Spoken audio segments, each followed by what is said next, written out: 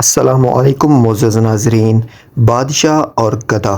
ایک شخص بازار میں صدا لگا رہا تھا، گدھا لے لو، گدھا لے لو۔ گدھا انتہائی کمزور اور لاس قسم کا تھا۔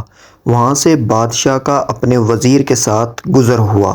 بادشاہ وزیر کے ساتھ گدھے کے پاس آیا اور پوچھا، کتنے کا بیچ رہے ہو؟ اس نے کہا، عالی جاں 50,000 کا۔ بادشاہ حیران ہوتے ہوئے، اتنا مہنگا گدھا، ایسی کیا خاصیت ہے اس میں؟ وہ کہنے لگا، حضور، جو اس پر بیٹھتا ہے اسے مکہ مدینہ دکھائی دینے لگتا ہے۔ بادشاہ کو یقین نہ آیا اور کہنے لگا، اگر تمہاری بات سچ ہوئی تو ہم 1,00,000 کا خرید لیں گے، لیکن اگر جھوٹ ہوئی تو تمہارا سر قلم کر دیا جائے گا۔ ساتھ ہی وزیر کو کہا کہ اس پر بیٹھو اور بتاؤ کیا دکھتا ہے۔ وزیر بیٹھنے لگا تو گدھے والے نے کہا، جناب، مکہ مدینہ کسی گناہ گار انسان کو دکھائی نہیں دیتا۔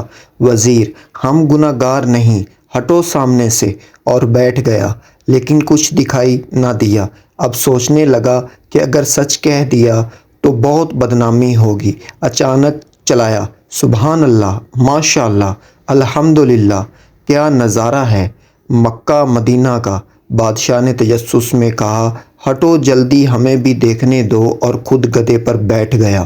دکھائی تو اسے بھی کچھ نہ دیا، لیکن جمہور کی شان کو مد نظر رکھتے ہوئے آنکھوں میں آنسو لے آیا اور کہنے لگا، واہ میرے مولا، واہ واہ، سبحان اللہ، تیری قدرت! کیا کراماتی گدھا ہے، کیا مقدس جانور ہے! میرا وزیر مجھ جتنا نیک نہیں تھا، اسے صرف مکہ مدینہ دکھائی دیا، مجھے تو ساتھ ساتھ جنت بھی دکھائی دے رہی ہے۔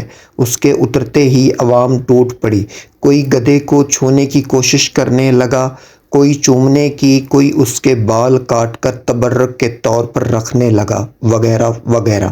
یہی حال کچھ ہمارے سماج میں مذہب کے سوداگروں کا ہے، جنہوں نے دینی اصطلاحات اور دین کے نام پر فریب دینے کا بیڑا اٹھا رکھا ہے، اور سادہ لوح عوام بھی اندھے کانے بن کر پیچھے چل پڑتے ہیں۔